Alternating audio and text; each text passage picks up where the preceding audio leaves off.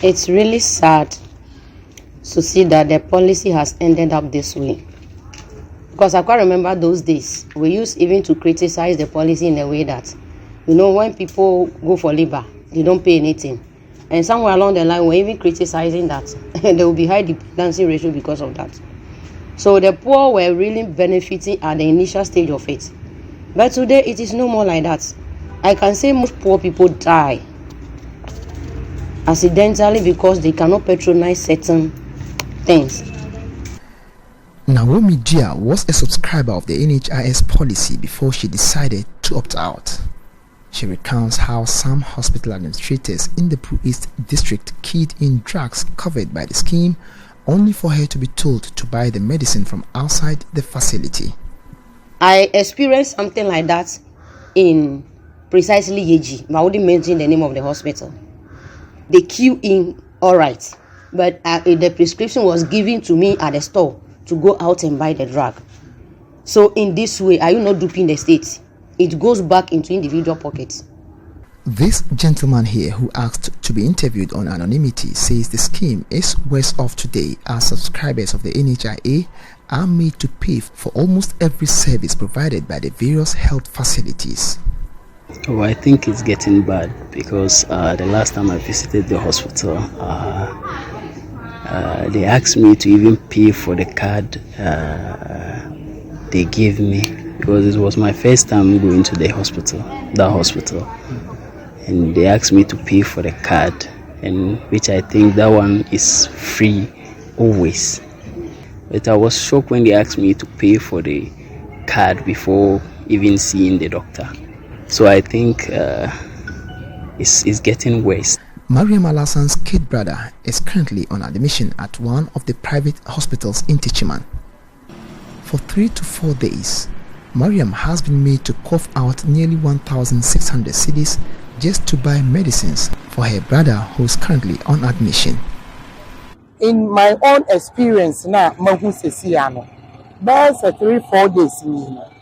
For the past 4 days, I have a brother currently on admission, and insurance cannot cover a lab of even 15 Ghana cedis. Insurance into me cover.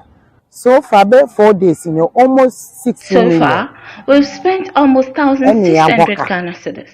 They'll ask you to go for medications, and when you get to the pharmacy, they'll redirect you to the cashier, and if you don't pay, they won't attend to you. The situation, according to Mariam, is leading to the death of many, particularly the poor, who cannot afford to pay for quality health care. Today, if you go to the hospital and you have no money on you, that means you are going back home to die. But what could be the major contributing factors to the recent underperformance of the NHIS? Some are of the view that corruption on the part of the various health facilities is largely to blame. I think it's the health workers. That's what I will say, because the system is being corrupt. Everybody, when you get some opportunity, you want to use that opportunity to be a billionaire here in Ghana. So everybody should be blamed. That's what I think. I normally tell people that all Ghanaians are potential armed robbers. We are bound to dupe the state at any point in time.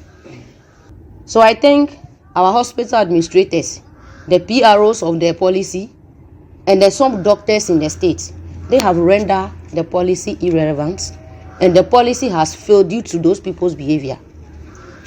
The situation isn't any different in the rural settings, where some subscribers say the collapse of the scheme is pushing them into resorting to self-medications. Yam Margaret is a mother of 6 who resides in Buama in the Nkranza North District. We are a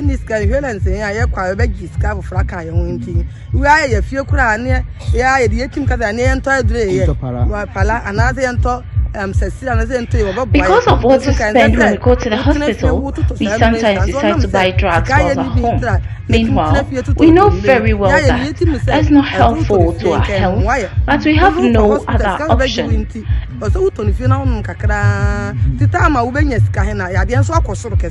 To these rural dwellers, The situation is compounding to their difficulties. Apart from paying for transportation from their communities to the nearby health facilities in Nkranza and Techiman, they are also made to pay for their medications. In the past, insurance covers almost everything, but the situation has changed. We spend money on transportation and then spend on almost every treatment at the hospital. Others also believe that the only way out is to privatize the scheme in order to save it from total collapse. I would wish if the policy will go into divestiture rather than government owning it solely, because when it goes through divestiture, a whole lot of things will change. And I think those who took advantage of the policy and then duped the state wouldn't do it that way, because there will be a whole lot of research into it, and then they will keep a whole lot of negative things that are out of it, and they will realize the positive aspects of it. Majority of the people we've been speaking with believe that the National Health Insurance Scheme is currently underperforming. They believe the crippling scheme needs to be attended to by those in charge of the National Health Insurance Authority.